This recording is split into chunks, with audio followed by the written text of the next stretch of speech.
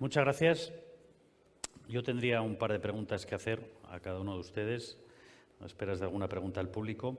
A don Vicente, una pregunta que siempre se nos pone encima de la mesa y sobre todo que tiene que ver ya desde el año 2000. ¿Por qué la entrada en el euro supuso un impulso mayor para el sector de la construcción que para el resto de los sectores económicos? Bueno, para mí el euro significa un cambio en las condiciones monetarias en las que se desenvuelve la economía española. Las perspectivas de convergencia en los tipos de interés y en la inflación significan que España, en términos reales, ve reducidos sus tipos de interés pues hasta 3 puntos,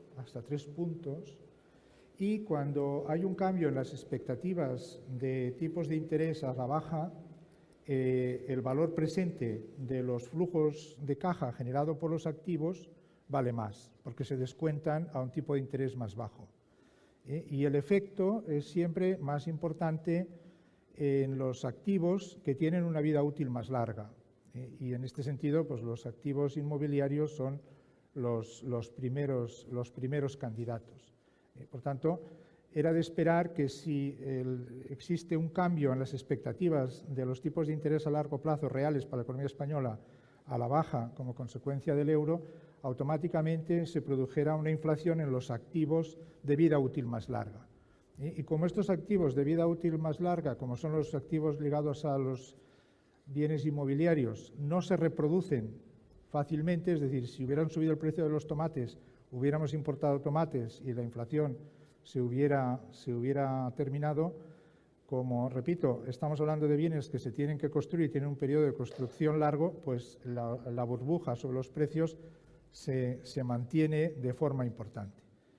Y ya que se me hace la pregunta, lo ligaré con lo que he dicho antes sobre las diferencias en la evolución en los precios después del pinchamiento de la burbuja, por decirlo así, en algunos países. En el Reino Unido y en Francia, el aumento en el valor de los activos no fue seguido por un aumento de la inversión, por lo menos en los mismos niveles que aumentó la inversión en vivienda y activos inmobiliarios en Irlanda y en España. Es decir, los países donde se ha producido el mayor ajuste a la baja en los precios de la vivienda son los países donde, además de una inflación de precios, hubo un incremento muy importante en la producción de viviendas. En los demás países en los que hubo inflación de precios, pero la respuesta en términos de mayor aumento en el número de viviendas fue menor, con la burbuja los precios han disminuido de forma notable. Entonces, repito, insisto, por tanto, en el resto de sectores productivos con activos de vida útil más corta, la disminución de los precios, de la disminución sostenida de los tipos de interés tiene un impacto, pero tiene un impacto menor.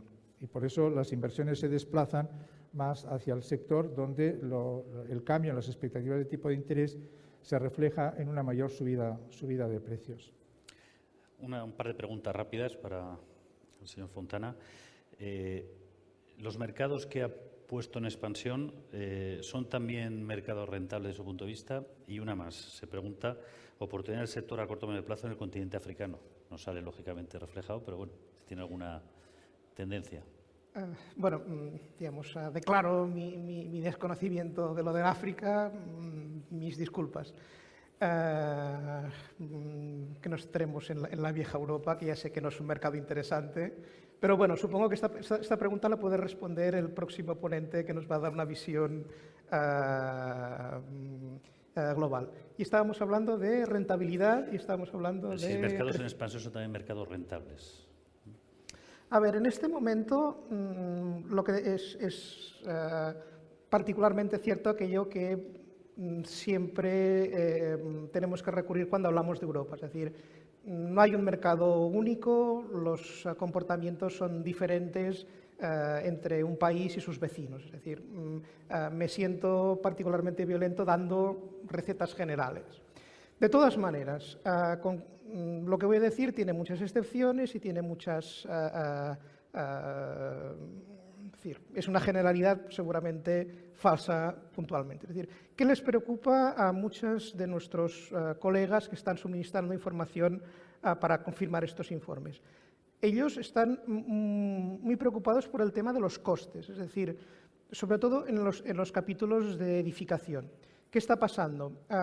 En este momento Europa está viendo cómo los reglamentos de construcción, los códigos constructivos que se redactaron con la mejor de las intenciones a mediados de la década anterior, pensando en el cambio climático, pensando en el confort, etcétera, etcétera.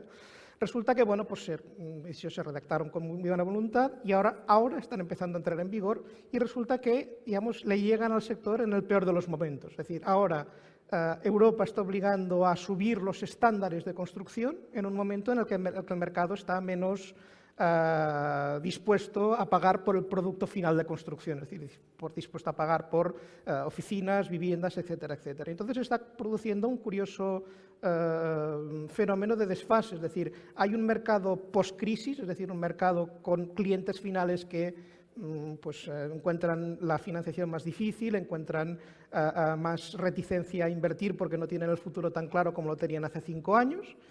Y, por otra parte, es esto pues un paquete de leyes que están obligando a construir con un estándar superior, digamos que sería una especie de oferta precrisis, es decir, estamos ofertando productos, edificios redactados con las leyes pensadas en parámetros antes de crisis, pero las tiene que comprar un público post-crisis, que no tiene todo el dinero que nos pensábamos que tendría cuando se redactaron las leyes. Es decir, yo creo que es uno de los mayores riesgos que hay en este momento. Y este riesgo se da sobre todo, curiosamente, en países, digamos, avanzados, es decir, los alemanes, con todo lo que nos pueda parecer que estén forrados, sean solventes, pues son los primeros que dicen, oye, resulta que según qué tipo de pisos, según qué tipo de oficinas, etcétera, se están saliendo de los precios. Y este es un poco, digamos, insisto, con muchas excepciones, comentarios sobre esto. Para terminar, una pregunta que pueden contestar ambos. ¿Cuál ha sido de verdad o creen que puede ser el punto de inflexión para recuperar esa confianza exterior en nuestro país? La confianza en el conjunto de la economía española.